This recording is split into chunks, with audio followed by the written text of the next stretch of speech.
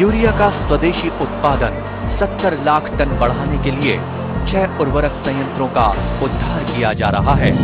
FCIL के गोरखपुर, सिंदरी, तलचर और रामागुंडम संयंत्र, HFCL की बरौनी इकाई और BVFCL की नामरू फोर्स। सोने पर सुहागा ये है कि देश में अब बनेगा सिर्फ नीम लेपित यूरिया, क्योंकि इससे होगा किसानों का फायदा ही फायदा। अनाज का उत्पादन 10% तक बढ़ेगा। बढ़ेगी 10 से 15% नाइट्रोजन क्षमता।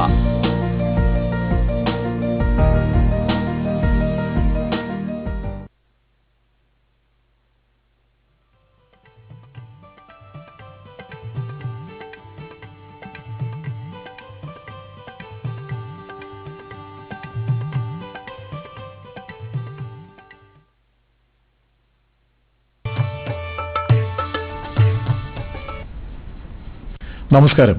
ദൂരദർശൻ കാർഷിക വാർത്തകളിലേക്ക് സ്വാഗതം. പ്രധാന വാർത്തകൾ. സുഭിക്ഷ കേരളം കർഷക രജിസ്ട്രേഷൻ ആരംഭിച്ചു. ജൈവഗൃഹം പദ്ധതിയിലൂടെ സംയോജിത കൃഷി നടപ്പിലാക്കും. ഒരു കോവിഡ് കാല അതിജീവന കാർഷിക കൗതുക കാഴ്ച. വിശദമായ കാർഷിക വാർത്തകളിലേക്ക്. കോവിഡ്-19 സാഹചര്യത്തിൽ സംസ്ഥാനത്ത് ഭക്ഷ്യ ഉൽപാദനത്തിൽ സ്വയം പര്യാപ്തത കൈവരിക്കുന്നതിനായി ജനകീയ കൂട്ടായ്മയിലൂടെ പ്രത്യേകിച്ച് യുവജനങ്ങളുടെ പങ്കാളിത്തത്തോടെ വിവിധ കർമ്മ പദ്ധതികൾ കൃഷിവകുപ്പ് ആവിഷ്കരിച്ച് നടപ്പിലാക്കുന്നു. നെല്ല്, പഴം, പച്ചക്കറികൾ, കിഴങ്ങുവർഗ്ഗങ്ങൾ, ചെറുധാന്യങ്ങൾ, പയറുവർഗ്ഗങ്ങൾ എന്നിവയുടെ ഉൽപാദനത്തിൽ മുന്നേറ്റം ലക്ഷ്യമിടുന്ന സുഭിക്ഷ കേരളം പദ്ധതിയിൽ അംഗമാകാൻ ആഗ്രഹിക്കുന്നവരുടെ ഓൺലൈൻ രജിസ്ട്രേഷൻ ആരംഭിച്ചു. 25,000 ഹെക്ടർ തരിശുഭൂമി കൃഷിയോഗ്യമാക്കുകയാണ് പ്രാഥമിക ലക്ഷ്യം. ഇതിന്റെ ഭാഗമായി തരിശുഭൂമി ഏറ്റെടുത്ത് പുതുതായി കൃഷിയിലേക്ക് വരാൻ ആഗ്രഹിക്കുന്ന കർഷകർ, യുവാക്കൾ, വിദേശത്തു നിന്നും മടങ്ങിയെത്തിയവർ, കുടുംബശ്രീ യൂണിറ്റുകൾ, സന്നദ്ധ സംഘടനകൾ തുടങ്ങിയവർക്ക് ഇനി പറയുന്ന പോർട്ടലിൽ രജിസ്റ്റർ ചെയ്യാവുന്നതാണ് എന്ന് കൃഷി ഡയറക്ടർ അറിയിക്കുന്നു. പോർട്ടൽ aims/kerala.gov.in/സുഭിക്ഷ കേരളം.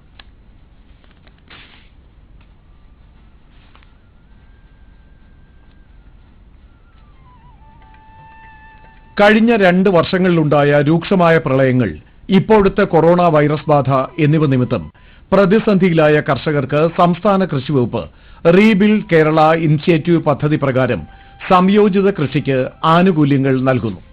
ജൈവഗൃഹം എന്ന പദ്ധതിയിലൂടെ സമയം, സ്ഥലം, ഊർജം എന്നിവ പരമാവധി ഉപയോഗപ്പെടുത്തി കൃഷി, മൃഗസംരക്ഷണം, കോഴി വളർത്തൽ, തേനീച്ച വളർത്തൽ, മത്സ്യകൃഷി എന്നീ 5 മേഖലകളിലെ സംയോജിപ്പിച്ചുകൊണ്ട് കർഷകർക്ക് മെച്ചപ്പെട്ടതും സ്ഥിര വരുമാനം ലഭിക്കുന്നതുമായ സംയോജിത കൃഷിയാണ് നടപ്പിലാക്കുന്നത്. 5 സെന്റ് മുതൽ 2 ഹെക്ടർ വരെ കൃഷിഭൂമിയുള്ള കർഷകർക്ക് പദ്ധതിയുടെ ഗുണഭോക്താക്കൾ ആകാം. സംസ്ഥാന സർക്കാരിന്റെ സുഭിക്ഷ കേരളം പദ്ധതി യാഥാർത്ഥ്യമാക്കുന്നതിൽ ഈ പദ്ധതി സുപ്രധാന പങ്ക് വഹിക്കുന്നു. ജൈവഗൃഹം പദ്ധതിയുമായി ബന്ധപ്പെട്ട് പ്രവർത്തിക്കാൻ താൽപര്യമുള്ളവർ അതത് കൃഷിഭവനുകളുമായി ബന്ധപ്പെട്ട് നിശ്ചിത ഫോറത്തിൽ അപേക്ഷ നൽകേണ്ടതാണെന്ന് തിരുവനന്തപുരം ആത്മാ പ്രോജക്ട് ഡയറക്ടർ അറിയിക്കുന്നു.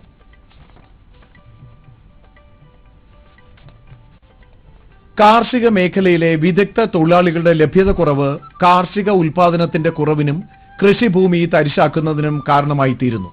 ഈ പ്രശ്നം പരിഹരിക്കുന്നതിനായി കുടപ്പനക്കുന്ന് കൃഷിഭവന്റെയും കാർഷിക കർമ്മസേനയുടെയും നേതൃത്വത്തിൽ കാർഷിക മേഖലയിൽ വിദഗ്ധരായ അഗ്രികൾച്ചറൽ ടെക്നീഷ്യന്മാരെ നിയമിക്കുന്നു.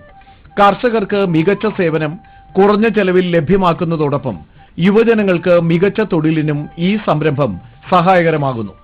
കുടപ്പനക്കുന്ന് കാർഷിക കർമ്മസേനയിലേക്ക് അഗ്രികൾച്ചറൽ ടെക്നീഷ്യനായി നിയമനം ലഭിക്കുന്നതിനുള്ള നിശ്ചിത മാതൃകയിലുള്ള അപേക്ഷാ ഫോറം കുടപ്പനക്കുന്ന് കൃഷിഭവനിലുള്ള കാർഷിക കർമ്മസേനയിൽ ലഭ്യമാണ്. പൂരിപ്പിച്ച അപേക്ഷകൾ 2020 ജൂൺ 3-ാം തീയതി 5 മണിക്ക് മുമ്പായി കാർഷിക കർമ്മസേന ഓഫീസിൽ സമർപ്പിക്കേണ്ടതാണ്. കോവിഡ് കാലത്തെ ലോക്ഡൌൺ കുറഞ്ഞ സമയം പാഴാക്കാതെ കാർഷിക ജോലികളുടെ ഭാഗമാക്കണമെന്ന് സംസ്ഥാന സർക്കാർ പൊതുസമൂഹത്തോട് ആവശ്യപ്പെട്ടു. ഈ ഒരു ആവശ്യം വെല്ലുവിളിയായി സ്വീകരിച്ച് തിരുവനന്തപുരം വേങ്ങോട് ഐശ്വര്യയിലെ സുനീഷും കുടുംബവും പ്രവർത്തിച്ചു. ഒരു റിപ്പോർട്ട്. കാർഷികാഭിമുഖ്യമുള്ള സുനീഷും ഭാര്യയും വിദ്യാർത്ഥികളായ 3 മക്കളും ചേർന്നാണ് തന്റെ 25 സെന്റ് വരുന്ന ഭൂമിയിൽ ഒരു ലോക്ക്ഡൌൺ പരീക്ഷണാത്മക കൃഷി ഇറക്കിയത്. മണ്ണ് പാകമാക്കി ജൈവവളമിട്ട് നനച്ചു വളർത്തിയത് വെണ്ട, വഴുതിന, കത്തിരി, ചീര,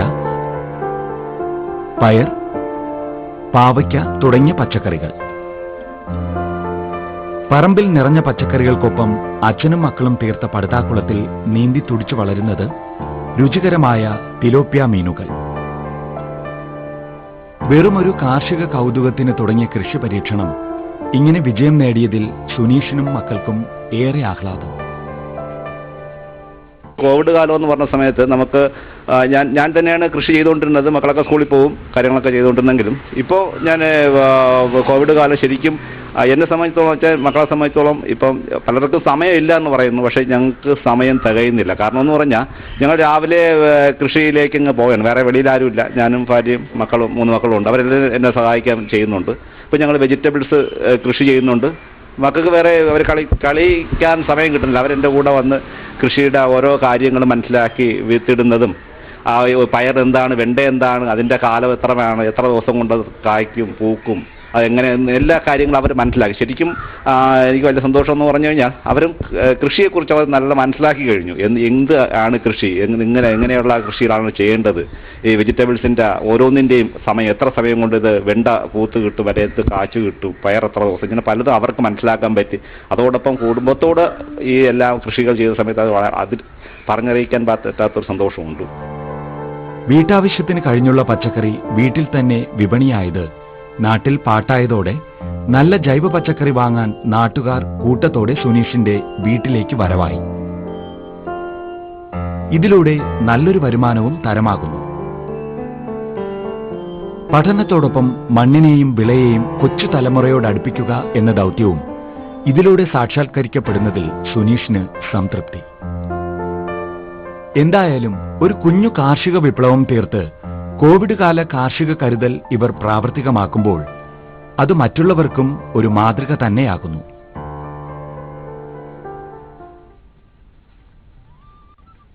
നബാർഡിന്റെ ഹ്രസ്വകാല വായ്പാ പദ്ധതിയിൽ ക്ഷീരമേഖലയിലെ പ്രവർത്തനങ്ങൾക്ക് മൃഗസംരക്ഷണ വകുപ്പിന്റെ സഹായത്തോടെ വായ്പ നൽകുന്നു. തുരുത്തി മൃഗാശുപത്രിയിൽ 31/5/2020 അപേക്ഷ സമർപ്പിക്കണമെന്ന് വാഴപ്പള്ളി പഞ്ചായത്ത് തുരുത്തി മൃഗാശുപത്രിയിലെ വെറ്റിനറി സർജൻ അറിയിക്കുന്നു. കൂടുതൽ വിവരങ്ങൾക്ക് 0481 എന്ന നമ്പറിൽ വിളിക്കുക.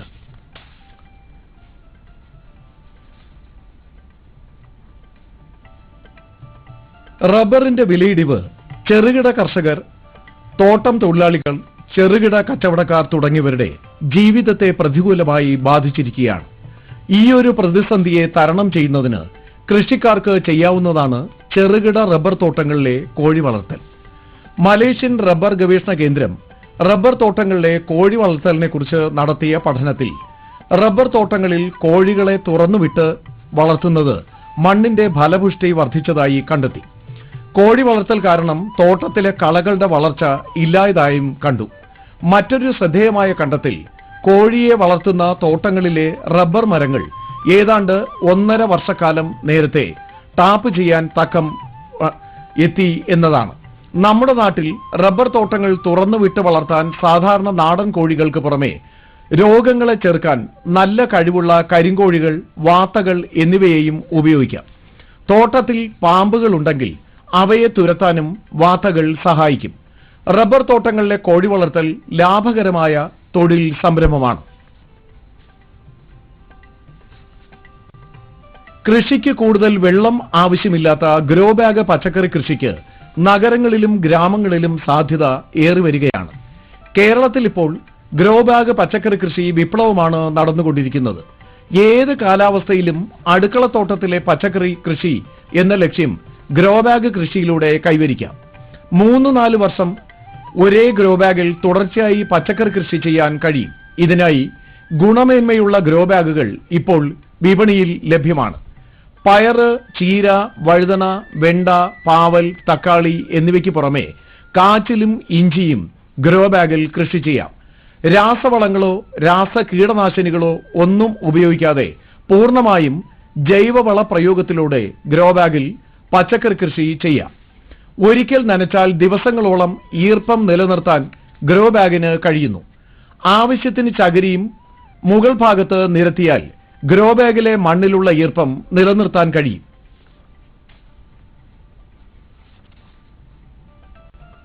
സുഭിക്ഷ കേരളം പദ്ധതിയുടെ ഭാഗമായി കേരളം കൃഷിയിൽ സജീവമാകുകയാണ്. നാടെങ്ങും കൃഷിയിടങ്ങളും തരിശിടങ്ങളും കതിരണിയാൻ തയ്യാറാവുകയാണ്. എന്നാൽ കർഷകർ നേരിടുന്ന പ്രശ്നം വേണ്ടത്ര നടീൽ വസ്തുക്കൾ കിട്ടുന്നില്ല എന്നതാണ്. ഏപ്രിൽ മാർച്ച് മാസങ്ങളിൽ ലോക്ക്ഡൌൺ കാലമായതിനാൽ വേണ്ടത്ര നടീൽ വസ്തുക്കൾ ഉണ്ടാക്കിയെടുക്കാൻ കഴിഞ്ഞിട്ടില്ല. പ്രോട്രേകളിലും മറ്റും മുളപ്പിച്ചെടുക്കുന്ന പച്ചക്കറി തൈകളാണ് കൃഷി ഭവനുകളിലൂടെയും കാർഷിക വിപണന കേന്ദ്രങ്ങളിലൂടെയും കർഷകർക്ക് നൽകിയിരുന്നത്. ലോക്ക്ഡൌൺ കാരണം ജോലിക്കാർ എത്താത്തതും തൈ ഉൽപാദന കേന്ദ്രങ്ങളിൽ വേണ്ടത്ര തൈകൾ ഉൽപ്പാദിപ്പിക്കാൻ കഴിയാത്തതും പ്രശ്നമായി. പൊതുവാഹന ഗതാഗത സൗകര്യം ഇല്ലാത്തതിനാൽ നടീൽ വസ്തുക്കൾ ഉള്ള ഇടങ്ങളിൽ നിന്നും കൃഷിയിടങ്ങളിലേക്ക് എത്തിക്കാനും കഴിഞ്ഞില്ല. കർഷകർ നേരിടുന്ന മറ്റൊരു പ്രധാന പ്രശ്നം ആവശ്യത്തിന് കാർഷിക യന്ത്രങ്ങൾ കിട്ടുന്നില്ല എന്നതാണ്. നാടൊന്നിച്ച് കൃഷി വിപണിയിലേക്ക് നീങ്ങിയതോടെ കാർഷിക യന്ത്രങ്ങൾക്ക് ക്ഷാമം നേരിട്ടത്. യന്ത്ര തകരാറും വേണ്ടുന്ന യന്ത്രഭാഗങ്ങളുടെ ലഭ്യത കുറവും കർഷകർ നേരിടുന്ന പ്രശ്നമാണ്. യന്ത്രങ്ങളുടെ പാർട്സുകൾ പലതും കോയമ്പത്തൂരിൽ നിന്നാണ് കൊണ്ടുവരുന്നത്. ലോക്ക്ഡൌൺ കാരണം പല കാർഷിക മെഷീനുകളുടെ പാർട്സുകൾ കൊണ്ടുവരാൻ കഴിയുന്നില്ല. നല്ല മെക്കാനിക്കുകൾക്കും യാത്രാ തടസ്സം കാരണം കൃഷിയിടങ്ങളിലേക്ക് എത്താൻ പറ്റാത്തതും കാർഷിക യന്ത്രങ്ങളുടെ ക്ഷാമത്തിന് കാരണമായിട്ടുണ്ട്.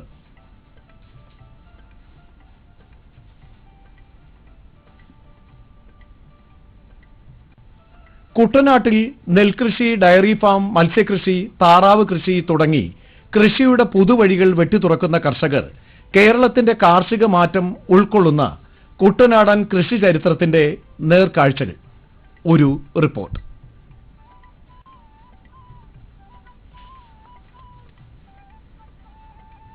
ഒരു ഹെക്ടർ മുതൽ 1000 ഹെക്ടർ വരെ വിസ്തൃതി വരുന്ന 1129 പാടശേഖരങ്ങളാണ് കുട്ടനാട്ടിൽ ഉണ്ടായിരുന്നത്. ഉഴുതുമറിക്കുന്ന നെൽപ്പാടങ്ങളിൽ വിതയ്ക്കുന്ന വിത്ത് മുളച്ച് ദിവസങ്ങൾക്കകം തന്നെ പാടങ്ങളിലാകെ ഹരിതാഭയേറ്റുന്നു. കൊയ്ത്തുകാലം കുട്ടനാടിന്റെ ഉത്സവമാണ്. തൊഴിലാളി ദൗർലഭ്യം നേരിടുന്ന ഇന്നത്തെ സാഹചര്യങ്ങളോട് ചേർന്ന് യന്ത്രവത്കൃത കൃഷിരീതിയെ സമീപിക്കുവാനും കുട്ടനാടൻ കർഷകർ മടിക്കുന്നില്ല.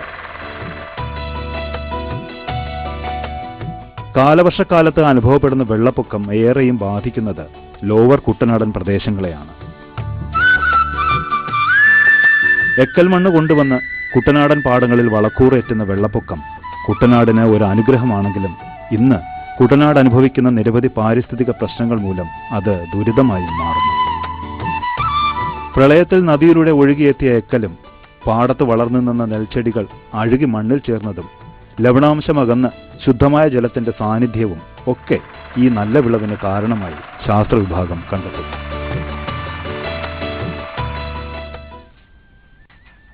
കുട്ടനാടിന്റെ കാർഷിക അതിജീവനമെന്ന കാർഷിക പരിപാടി ജൂൺ 1 വൈകുന്നേരം 6:10 കൃഷി ദർശനിൽ സംപ്രേക്ഷണം ചെയ്യും. പുനഃസംപ്രേക്ഷണം അടുത്ത ദിവസം രാവിലെ 4:30 7 മണിക്കും ഉണ്ടാവും. കമ്പോള അവലോകനം. ആഭ്യന്തര ഡിമാൻഡിൽ കുരുമുളക് വില ഉയർന്നു. അന്തർ സംസ്ഥാന വ്യാപാരികൾ കേരളത്തിൽ നിന്നും കർണാടകത്തിൽ നിന്നും കുരുമുളക് ശേഖരിക്കാൻ ഉത്സാഹിച്ചത് കുരുമുളക് വിപണി ചൂടുപിടിക്കാൻ അവസരമൊരുക്കി. രാജ്യാന്തര വിപണിയിൽ പ്രമുഖ ഉൽപാദക രാജ്യങ്ങൾ കുരുമുളകിന് ഉയർന്ന വില ആവശ്യപ്പെട്ടതോടെ നാടൻ ചരക്ക് സംഭരിക്കാൻ ഇടപാടുകാർ ടെർമിനൽ മാർക്കറ്റിലും ഉൽപാദന കേന്ദ്രങ്ങളിലും ഇറങ്ങിയെങ്കിലും ഡിമാൻഡിന് അനുസൃതമായി പലർക്കും കുരുമുളക് ശേഖരിക്കാൻ ആയില്ല. വിലക്കയറ്റം ശക്തമാകുമെന്ന സൂചനയാണ് സ്റ്റോക്കിസ്റ്റുകൾ വിൽപ്പനയിൽ നിന്ന് പിന്തിരിപ്പിച്ചത്. കാലവർഷം ആരംഭിക്കുന്നതിന് മുൻപേ കുരുമുളക് വടക്കേ ഇന്ത്യൻ കേന്ദ്രങ്ങളിൽ എത്തിക്കാനുള്ള ശ്രമത്തിലാണ് വാങ്ങലുകാർ. അൺഗാർബിൾഡ് കുരുമുളക് വില 30,600 രൂപയാണ്. ഏലക്ക ലേലം പുനരാരംഭിച്ചു. മാർച്ച് 20 ശേഷം ആദ്യമായി നടന്ന ലേലത്തിൽ ഉൽപ്പന്നം ശേഖരിക്കാൻ ആഭ്യന്തര ഇടപാടുകാർ ഉത്സാഹിച്ചു. അതേസമയം അയൽ സംസ്ഥാനങ്ങളിൽ നിന്നുള്ളവർക്ക് ലേലത്തിൽ പങ്കെടുക്കുന്നതിൽ തടസ്സങ്ങൾ നേരിട്ടു. മൊത്തം 16,104 കിലോഗ്രാം ഏലത്തിന്റെ കൈമാറ്റം നടന്നു. മികച്ച ഇനങ്ങൾ കിലോ 2,410 രൂപയിലും ശരാശരി ഇനങ്ങൾ കിലോ 1,772 രൂപയിലുമാണ് വിപണനം നടന്നത്. ഇനി കാലാവസ്ഥ. പ്രധാന നഗരങ്ങളിൽ രേഖപ്പെടുത്തിയ താപനില: കണ്ണൂർ കൂടിയ താപനില 34.6 ഡിഗ്രി സെൽഷ്യസ്, കുറഞ്ഞ താപനില 25.5 ഡിഗ്രി സെൽഷ്യസ്. കോഴിക്കോട് 36.4, 27.3. കൊച്ചി 32.6, 26. ആലപ്പുഴ 34.7, 26.9. പുനലൂർ 34.2, 24.5. തിരുവനന്തപുരം കൂടിയ താപനില 33.2 ഡിഗ്രി സെൽഷ്യസ്, കുറഞ്ഞ താപനില 26.4 ഡിഗ്രി സെൽഷ്യസ്. ഇതോടെ ഇന്നത്തെ കാർഷിക വാർത്തകൾ പൂർണ്ണമാകുന്നു. നമസ്കാരം.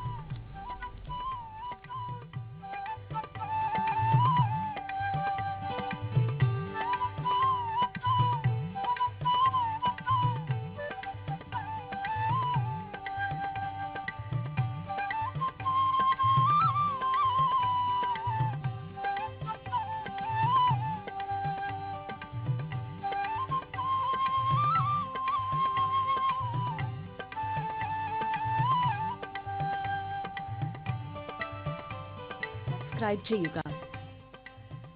www.youtube.com/user/ddkrishitvm.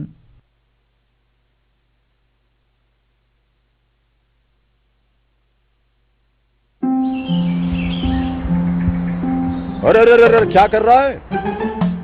इधर इधर इधर हम बोल रहे हैं तेरे बीजू का। पुतला बोल रहा है? हाँ, पक्षियों से तो हम खेत को बचा लेते हैं, पर इन घातक रसायनों से कैसे बचाएं? मतलब? देख बेटा, तू जो ये अंधाधुंध रसायन मिलाता है ना, मिट्टी की सेहत बिगड़ने लगी है। और जब माटी ही कमजोर पड़ जाएगी तो उपज कैसे सेहतमंद होगी? हाँ? अरे पहले ऐसा नहीं था। पूछना अपने बड़े बुजुर्गों से, कैसे फसल लहलहाती थी, शुद्धता झलकती थी। हाँ, माटी भी तंदुरुस्त और लोग भी। अब पहली वाली बात कहाँ? पर अब तो सभी डाले हैं। सब नहीं, आज भी लाखों जागरूक किसान परंपरागत विधि से फसल उगा रहे हैं। खर्चा कम और उपज की कीमत भी बेहतर पा रहे हैं। ठीक है भाई, मैं भी आज से जैविक खेती शुरू करूंगा। माटी से प्रेम की परंपरा है परंपरागत खेती।